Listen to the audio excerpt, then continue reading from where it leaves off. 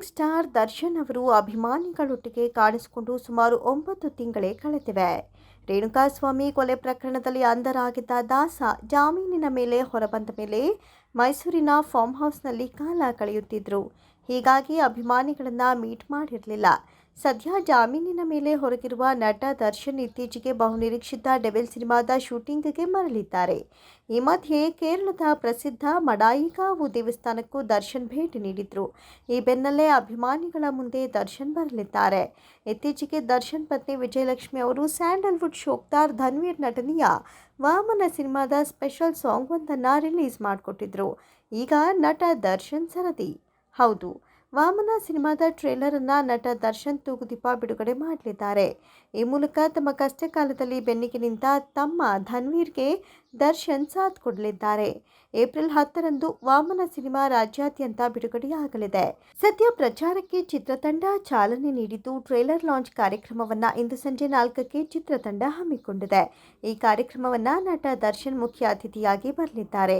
ಈ ಮೂಲಕ ಅಭಿಮಾನಿಗಳಿಗೆ ದರ್ಶನ್ ಅವರನ್ನ 9 ತಿಂಗಳುಗಳ ಬಳಿಕ ಸಾರ್ವಜನಿಕವಾಗಿ ನೋಡುವ ಅವಕಾಶ ಸಿಕ್ಕಿದಂತಾಗಿದೆ. ನಿಷೇಧಿತ ಮಾರಕಾಸ್ತ್ರ ಹಿಡಿದು ರೀಲ್ಸ್ ಮಾಡಿದ ತಪ್ಪಿಗಾಗಿ ಬಿಗ್ ಬಾಸ್ ಖ್ಯಾತಿಯ ರಜತ್ ಕಿಶನ್ ಹಾಗೂ ವಿನಯ್ ಗೌಡ ಅವರಿಗೆ ಕಾನೂನಿನ ಸಂಕಷ್ಟ ಹೆಚ್ಚಾಗಿದೆ. ರಿಯಲ್ ಮಚ್ಚು ಹಿಡಿದು ರೀಲ್ಸ್ ಮಾಡಿದ ಆರೋಪ ಅವರ ಮೇಲಿದೆ. ಆದರೆ ಆ ಮಚ್ಚು ಎಲ್ಲಿದೆ ಎಂಬುದನ್ನು ಅವರಿಬ್ಬರು ಇನ್ನೂ ಪೊಲೀಸರಿಗೆ ತಿಳಿಸಿಲ್ಲ. ಈ ಹಿನ್ನೆಲೆಯಲ್ಲಿ ಅವರನ್ನು 3 ದಿನಗಳ ಕಾಲ ಪೊಲೀಸ್ ಕಸ್ಟಡಿಗೆ ನೀಡಬೇಕು ಅಂತ ಪಬ್ಲಿಕ್ ಪ್ರಾಸಿಕ್ಯೂಟರ್ ಹರೀಶ್ ಚಂದ್ರೇಗೌಡ ವಾದ ಮಾಡಿದ್ರು. ಬೆಂಗಳೂರಿನ 24ನೇ ಎಸಿಜೆಎಂ ನ್ಯಾಯಾಲಯದಲ್ಲಿ ವಿಚಾರಣೆ ನಡೆದಿದೆ. ವಿನಯ್ ಗೌಡ ಮತ್ತು ರಜತ್ ಕಿಶನ್ ಅವರನ್ನು ಪೊಲೀಸ್ ಕಸ್ಟಡಿಗೆ ನೀಡಿ ಕೋರ್ಟ್ ಆದೇಶಿಸಿದೆ. ರಾತ್ರಿ ತಂದು ಫೈಬರ್ ಲಾಂಗ್ ನೀಡಿದಾಗ ನೋಟಿಸ್ ನೀಡಿ ಕಳಿಸಿದ್ದೆವು. ಬೆಳಗ್ಗೆ ಇವರು ಹಾಜರುಪಡಿಸಿದ್ದು ಬೇರೆ ಲಾಂಗ್ ಅಂತ ದೃಢಪಟ್ಟಿದೆ. ಸಾಕ್ಷ್ಯನಾಶ ಮಾಡುವ ಉದ್ದೇಶದಿಂದ ಫೈಬರ್ ಲಾಂಗ್ ನೀಡಿದ್ದಾರೆ. ಅಸಲಿ ಮಚ್ಚನ್ನು ಸೀಸ್ ಮಾಡಬೇಕಿದೆ. ಜಪ್ತಿ ಮಾಡದೆ ತನಿಖೆ ಸಾಧ್ಯವಿಲ್ಲ. ಸೀಸ್ ಮಾಡಿ ಮಹಜರು ಮಾಡದಿದ್ರೆ ತನಿಖೆ ಅಪೂರ್ಣವಾಗುತ್ತೆ. ಬೆಳಗ್ಗೆ 10:29ಕ್ಕೆ ವಿಚಾರಣೆಗೆ ಕರೆದರೆ ಮಧ್ಯಾಹ್ನ 2:29ಕ್ಕೆ ಬರ್ತಾರೆ. ಹಾಗಾಗಿ ಪೊಲೀಸ್ ಕಸ್ಟಡಿಗೆ ಇವರನ್ನ ನೀಡಬೇಕು ಅಂತ ಪೊಲೀಸರ ಪರ ಪಬ್ಲಿಕ್ ಪ್ರಾಸಿಕ್ಯೂಟರ್ ಹರೀಶ್ ಚಂದ್ರೇಗೌಡ ವಾದಿಸಿದ್ದಾರೆ. ರಜತ್ ಮತ್ತು ವಿನಯ್ ಭಯ ಉಂಟು ಮಾಡುವ ರೀತಿಯಲ್ಲಿ ವಿಡಿಯೋ ಮಾಡಿದ್ದಾರೆ. ವಿಡಿಯೋ ಮಾಡಿ ಸಾಮಾಜಿಕ ಜಾಲತಾಣದಲ್ಲಿ ಅಪ್ಲೋಡ್ ಮಾಡಿದ್ದಾರೆ ಅಂತ ಪೊಲೀಸರ ಪರ ಲಾಯರ್ ವಾದಿಸಿದ್ದಾರೆ. Bigg Boss Kannada reality show ಮೂಲಕ ರಜತ್ ಕಿಶನ್ ಮತ್ತು ವಿನಯ್ ಗೌಡ ಅವರು ಫೇಮಸ್ ಆಗಿದ್ರು. ಇದೀಗ ರೀಲ್ಸ್ ಮಾಡಿ ಅವರು ಸಂಕಷ್ಟ ಎದುರಿಸುವಂತಾಗಿದೆ. ಸದ್ಯಕ್ಕೆ ಜಿ ಕನ್ನಡದಲ್ಲಿ ಪ್ರಸಾರವಾಗ್ತಾ ಇರುವ ಭರ್ಜರಿ ಬ್ಯಾಚುಲರ್ಸ್ ಸೀಸನ್ 2ಕ್ಕೆ ಎಂಟ್ರಿ ಕೊಟ್ಟು ಕಮಾಲ್ ಮಾಡ್ತಿದ್ದಾರೆ. ಆದರೆ ಇದೇ ಶೋನಲ್ಲಿ ರಕ್ಷಕ್ ಬುಲೆಟ್ ಹೇಳಿದ ಆ ಒಂದು ಡೈಲಾಗ್ಗೆ ಹಿಂದೂ ಕಾರ್ಯಕರ್ತರು ಕೆರಳಿ ಕೆಂಡ ಕಾರ್ತಿದ್ದಾರೆ. ಹೌದು, ಕಳೆದ 2 ವಾರದ ಹಿಂದೆ ಭರ್ಜರಿ ಬ್ಯಾಚುಲರ್ಸ್ ಶೋನಲ್ಲಿ ಎಲ್ಲ 10 ಬ್ಯಾಚುಲರ್ಸ್ ಹಾಗೂ 10 ಏಂಜಲ್ಸ್ಗಳಿಗೆ ಒಂದು ಟಾಸ್ಕ್ ಅನ್ನು ನೀಡಲಾಗಿತ್ತು. ಸೂಪರ್ ಹಿಟ್ ಸಿನಿಮಾಗಳನ್ನು ಮರುಸೃಷ್ಟಿ ಮಾಡಿ ಎಲ್ಲರಿಗೂ ಮನರಂಜನೆ ನೀಡಬೇಕಾಗಿತ್ತು. ಅದೇ ರೀತಿ ಒಂದೊಂದು ಜೋಡಿಯು ಒಂದೊಂದು ಸಿನಿಮಾವನ್ನ ಮುಂದಿಟ್ಕೊಂಡು ನಟನೆ ಮಾಡಿದ್ರು. ಇನ್ನು ರಕ್ಷಕ್ ಬುಲೆಟ್ಗೆ ಕನ್ನಡತಿ ಸೀರಿಯಲ್ ಖ್ಯಾತಿಯ ರಮೋಲಾ ಜೋಡಿಯಾಗಿ ಬುಲ್ಬುಲ್ ಸಿನಿಮಾದ ಒಂದು ಸೀನನ್ನು ರೀಕ್ರಿಯೇಟ್ ಮಾಡಿದ್ರು.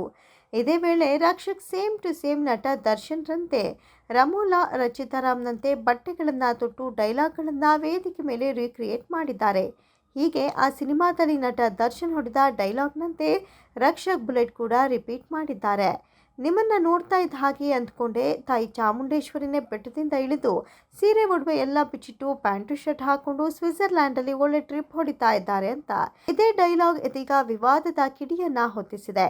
ಹೀಗಾಗಿ ಬಿಗ್ ಬಾಸ್ ಮಾಜಿ ಸ್ಪರ್ಧಿ ರಕ್ಷಕ್ ಬುಲೆಟ್ ಹಾಗೂ ಖಾಸಗಿ ವಾಹಿನಿಯಲ್ಲಿ ಕಾರ್ಯಕ್ರಮ ಆಯೋಜಕರ ವಿರುದ್ಧ ಕ್ರಮ ಕೈಗೊಳ್ಳಲು ಹಿಂದೂ ಸಂಘಟನೆಗಳು ಆಗ್ರಹಿಸಿವೆ. ಅಲ್ಲದೆ ರಕ್ಷಕ್ ಬುಲೆಟ್ ವಿರುದ್ಧ ಇಂದು ಹಿಂದೂ ಕಾರ್ಯಕರ್ತ ಮಹೇಶ್ ಎಂಬುವವರು ನಗರ ಪೊಲೀಸ್ ಆಯುಕ್ತ ಬಿ ದಯಾನಂದ್ ಅವರಿಗೆ ದೂರನ್ನ ಸಲ್ಲಿಸುತ್ತಿದ್ದಾರೆ. ವಿಜಯ್ ರಾಘವೇಂದ್ರ ಪತ್ನಿ ನೆನಪಿನಲ್ಲಿಯೇ ಇದ್ದಾರೆ. ಒಂದು ಕ್ಷಣವೂ ಸ್ಪಂದನ ಅವರನ್ನ ಮರ್ತಿಲ್ಲ. 16 ವರ್ಷ ಜೀವನ ಸಾಗಿಸಿದ ವಿಜಯ್ ರಾಘವೇಂದ್ರ ಪತ್ನಿಯನ್ನ ಸದಾ ನೆನಪಿಸಿಕೊಳ್ಳುತ್ತಲೇ ಇರ್ತಾರೆ. ಕೆಲವು ದಿನಗಳ ಹಿಂದೆಯಷ್ಟೇ ನಟ ರಾತ್ರಿ ಇಡೀ ನಿದ್ದೆಗೆಟ್ಟು ವಿಡಿಯೋ ಮಾಡಿದ್ರು. ಈ ವಿಡಿಯೋ ನೋಡಿ ಅಭಿಮಾನಿಗಳು ಕಂಪನಿ ಮಿಡಿದಿದ್ರು.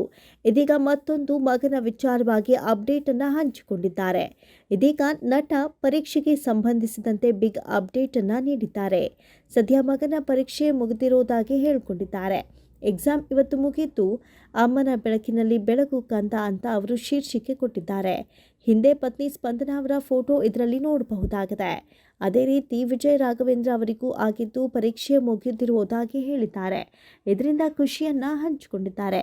ನಕ್ಕಂಡ ಅದ್ಭುತ ಫ್ಯಾಮಿಲಿ ಸರ್ ನಿಮ್ಮದು, ನಿಮ್ಮನ್ನ ನೋಡಿದ್ರೆ ಖುಷಿಯಾಗುತ್ತೆ ಅಂತ ಕೆಲವರು ಕಮೆಂಟ್ ಮಾಡಿದ್ದಾರೆ.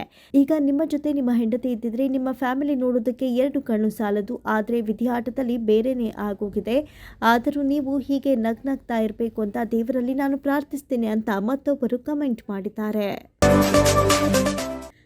ಕಳೆದ ಮಾರ್ಚ್ 18ರಂದು ಶಬರಿಮಲೆ ದೇವಸ್ಥಾನಕ್ಕೆ ಮಲಯಾಳಂ ನಟ ಮೋಹನ್ ಲಾಲ್ ಅವರು ಭೇಟಿ ನೀಡಿದ್ರು. ಆ ವೇಳೆ ನಟ ಮಮ್ಮೂಟಿಯವರ ಹೆಸರು ಹಾಗೂ ನಕ್ಷತ್ರದ ಹೆಸರನ್ನ ಹೇಳಿ ಉಷಾ ಪೂಜೆ ನೆರವೇರಿಸಿದ್ರು ಮೋಹನ್ ಲಾಲ್. ಇತ್ತೀಚೆಗೆ ಅನಾರೋಗ್ಯಕ್ಕೆ ತುತ್ತಾಗಿದ್ದ ಮಮ್ಮೂಟಿ ಶೀಘ್ರವಾಗಿ ಗುಣಮುಖರಾಗಲಿ ಅಂತ ಹಾರೈಸಿ ಪೂಜೆ ಸಲ್ಲಿಸಿದ್ರು ಮೋಹನ್ ಲಾಲ್. ಈ ವೇಳೆ ಉಷಾ ಪೂಜೆಗೆ ಹಣ ಸಂದಾಯ ಮಾಡಿದ ಮೋಹನ್ ಲಾಲ್ ಅವರಿಗೆ ದೇವಾಲಯ ಆಡಳಿತ ಮಂಡಳಿಯು ರಶೀದಿ ನೀಡಿತ್ತು. ಆದರೆ ಅದು ನಂತರ ಸಾಮಾಜಿಕ ಜಾಲತಾಣದಲ್ಲಿ ವೈರಲ್ ಆಗಿದೆ. ಅದು ವೈರಲ್ ಆಗ್ತಾ ಇದ್ದಂತೆಯೇ ಮಮ್ಮೂಟಿ ಹೆಸರಿನಲ್ಲಿ ಪೂಜೆ ನೆರವೇರಿಸಿದ ಸುದ್ದಿ ಹೊರಬಿದ್ದಿತ್ತು. ನಟ ಮೋಹನ್ ಲಾಲ್ ಅವರ ಕಾರ್ಯ ಶ್ಲಾಘಿಸಿದ ಒಂದು ವರ್ಗ ಸೌಹಾರ್ದತೆಯ ಸಂಕೇತ, ಭಾವೈಕ್ಯತೆಯ ಪ್ರತಿಬಿಂಬ ಎನ್ನುವಂತಹ ವಿಶ್ಲೇಷಣೆ ಮಾಡಿತು. ಆದರೆ ಮತ್ತೊಂದು ವರ್ಗ ಆಕ್ಷೇಪಿಸಿತು. ಇಸ್ಲಾಂನಲ್ಲಿ ಮೂರ್ತಿ ಪೂಜೆಗೆ ಅವಕಾಶವಿಲ್ಲ. ಮಮ್ಮೂಟಿ ತಮ್ಮ ಹೆಸರಿನಲ್ಲಿ ಪೂಜೆ ಮಾಡಿಸುವಂತೆ ಸೂಚಿಸಿದರೆ ಇಸ್ಲಾಂ ನೀತಿಗೆ ವಿರುದ್ಧದ ನಡವಳಿಕೆಗೆ ಕೂಡಲೇ ಅಲ್ಲಾಹನ ಕ್ಷಮೆ ಕೇಳಲಿ ಅಂತ ಆಗ್ರಹಿಸಿದೆ. ಮಮ್ಮೂಟಿ ಹೆಸರಿನಲ್ಲಿ ಪೂಜೆ ನೆರವೇರಿಸಿದ ಕ್ರಮ ಸಮರ್ಥಿಸಿಕೊಂಡಿರುವ ನಟ ಮೋಹನ್ ಲಾಲ್, ಪ್ರಾರ್ಥನೆ ಸಲ್ಲಿಸೋದು ವೈಯಕ್ತಿಕ ವಿಚಾರ. ಸಹ ನಟನ ಆರೋಗ್ಯ ಸುಧಾರಣೆಗೆ ಪೂಜೆ ಸಲ್ಲಿಸಿರುವೆ. ವಿನಾಕಾರಣ ವಿವಾದ ಮಾಡಲಾಗಿದೆ ಅಂತ ಹೇಳಿದ್ದಾರೆ.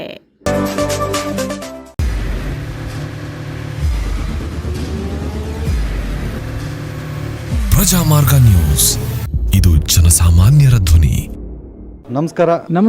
ನೀವು ನೋಡ್ತಾ ಇದ್ದೀರಾ ಪ್ರಜಾಮಾರ್ಗ ನ್ಯೂಸ್. ರಾಷ್ಟ್ರದ ರಾಜ್ಯದ ರಾಜಕೀಯದ ಬಗ್ಗೆ ಹೆಚ್ಚಿನ ಸಿನಿಮಾ ಅಪ್ಡೇಟ್ಗಳಿಗಾಗಿ ಫಸ್ಟ್ ಲೈಕ್ ಮಾಡಿ, ಸಬ್ಸ್ಕ್ರೈಬ್ ಆಗಿ, ಹಾಗೆ ಫಾಲೋ ಕೂಡ ಮಾಡಬೇಕು.